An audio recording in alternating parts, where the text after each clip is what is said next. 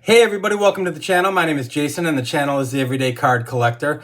In today's video, I'm going to go over one pickup that I recently got back, or got in the mail, I should say. And then we'll kind of discuss the player and the set. This is a new set for my collection and a new player for my collection. So I'm pretty excited to add it just based on that alone. Plus the set is absolutely beautiful. I will throw a little hint out there. Big surprise as of late, it is pre-war and it is oversized. So I'm pretty excited about it. We'll talk a little bit about the player and I'll talk about the set as well because I just think it's a fantastic set.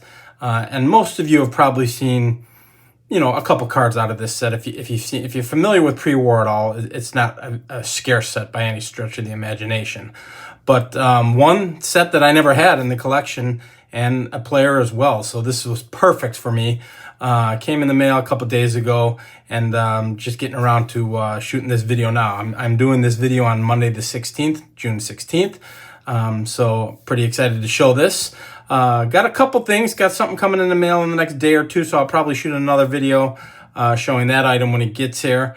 And then a couple things in store. I've been away for a while. It's been about 7 days since I've done a video, so I'm not the most consistent as far as schedule, putting out videos on certain days.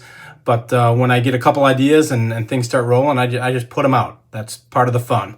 There's no schedule for me. I don't want there to be one. I just want to have fun doing it. So we'll get the camera turned around. We'll take a look at my pickup and talk about the set and the player involved. So let's get into it.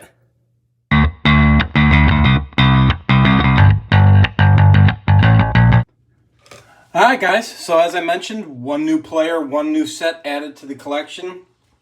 Pretty excited about it. I love this set. We'll definitely be adding more to the collection down the road. We got the National coming up, so I kind of want to buckle down a little bit and save a little bit for the National, but still picking up some things here and there, and this item I couldn't pass. It's a player that is not in my collection and definitely needs to be, and a set that I will be adding more of. So as I teased it in the intro, it is a pre-war oversized set. Shocker, that's what I've been buying lately. But without further ado, the set is the 1939 Goudey Premium Set. And the player is Arky Vaughan. So the set itself, this is a R303B. There is an R303A set. And I did a little research on the sets because I wasn't terribly familiar with what the difference was on the sets. And from what I could tell, the R303As was a 48 card set, and then the R303Bs was a 24 card set. The only difference is, I guess there's a couple, but the main difference is the size. The R303Bs, which this is an R303B, is 4 3/4 by 7 5/16. The 303As are 4 by 6 3/16. So a little bit smaller. They did use from all the research I could find, they used the same images. Although I think the 303A set was a brown sepia tone kind of, color, if you will. Sepia tone being, more than just black and white. The 303B, which this is, some of them came in black and white and some of them came in sepia. I don't know if you call it sepia or sepia. I'm in the printing trade and I've always heard sepia. And basically that's another color in addition to the black. So, because black and white, theoretically the white is the stock itself. So yeah, that's the difference in the sets that I could find. And this happens to be, again, the R303B, 39 Goudey Premium Set. And the reason I love this set, guys, is look at these images. They're just absolutely gorgeous. So this is Arky Vaughan, just a beautiful image. They're kind of soft and almost like a feathered image around his edges, which was a really big deal back then. You got to keep in mind a lot of the stuff that we're seeing nowadays that gets printed, it's done on a computer. You can retouch the edges and make them look soft. A lot of this stuff back in 1939, to get this to look the way it had to look, this was all done by hand. So it was an art and it was a craft back then when it came to the printing trade or the pre-press separation side of things, which is the side that I'm on. Phenomenal set, guys. The 303Bs, like I said, 24 cards in it. This is Arky Vaughan. What's awesome about these are the backs. They're informational backs, how to field grounders, and it gives you a step-by-step on how to field a grounder, and there are different instructions, I should say, on different players. Pardon the sticker. You guys can see I purchased this online from Dean's Cards, so there you go. I was trying to take the sticker off, and I was making it worse, so I just stopped. But just an absolute gorgeous set, phenomenal backs. I know that these have been on other channels. John Mangini has shown these. I think my buddy Aaron has shown these. Neil, who we just did a recent episode of Mount Rushmore, I think he had one. I think he's got the Jimmy Fox. So, they're out there. They're not scarce by any stretch of the imagination, but they're beautiful. A little funny thing on the bottom here. You can see on the bottom it says Diamond Stars Gum. And that can kind of get confusing from what I was reading. A lot of people then assimilate it to National Chicle. And it really has these have nothing to do with National Chicle. These are the Goudy Gum Company. So, and that's what it says here, manufactured by the Goudy Gum Company. So it can throw you for a loop if you see that Diamond Stars. People instantly think of the Diamond Star set and the National Chicle set. So just a beautiful, beautiful card right here and a beautiful set. Tons of notable players, guys. As far as DiMaggio goes, as far as affordability, his 39 Goudy Premium is somewhat affordable in the low grade if you're looking for DiMaggio and you don't mind oversize. I love that card. The Mel Ott, I love the Mel Ott. I love the Appling, Luke Appling. The Jimmy Fox is a different pose from what you normally see him in, so that's kind of cool. There's just a lot of there's Feller. It's an early Feller. 1939, Bob Feller's in the set, so that's an early Feller.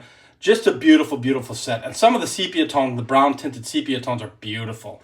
So I kind of want to get a little bit of both. I do want to get a sepia tone and, a couple black and whites. And, my goal is to have a couple of these from several players. Appling's already in my collection, and his card is beautiful as well. So it's not a top priority for me. I would love the Feller, even though he's in my collection. It's just a beautiful, beautiful card. And a lot of oversized Feller stuff is, just beautiful. If you guys aren't familiar, check out the Dixie Lid Premiums or the Dixie Premiums. And the Feller is just gorgeous. It's absolutely beautiful. But that's what I've got for you on the set itself. All of you who do collect pre-war, you probably know a little bit about Archivon already. So I'll kind of give you the short version of what he did and what he how he produced an MLB. Started with the Pirates in 1932, so he had a 14-year career.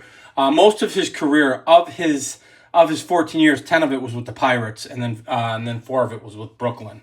A lot of people, from what I could read from back in the day, were basically stating that he kind of revolutionized and changed the position of shortstop.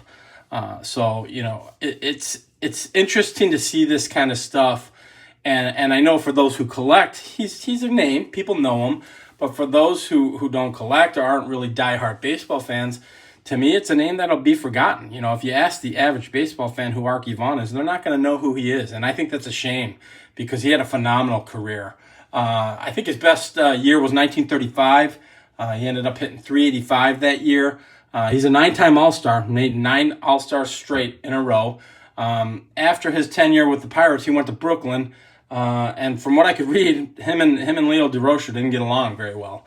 So he actually sat out the 44 and 45 season, from what I read. So that's interesting to me as well. Lifetime average of .318, 78 WAR, 77.9. So we'll round it and call it a 78 WAR. And just from all accounts, one of the best shortstops of his era.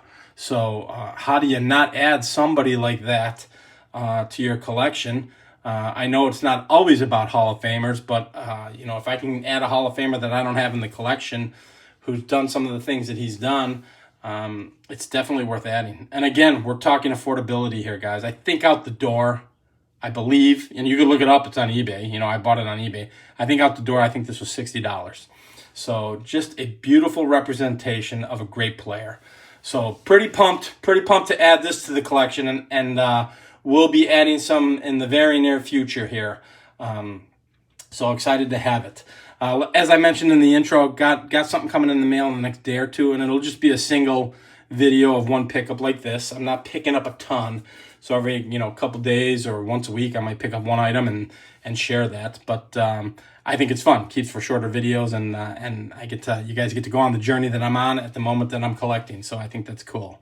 But yeah, so I'll have that in the next couple days and have a couple things planned. Might be shooting out a couple videos here. This might be a little more heavy video week for me. I might shoot 3 or 4 out this week, and because I have a couple ideas brewing in my head. So stay tuned for that, please.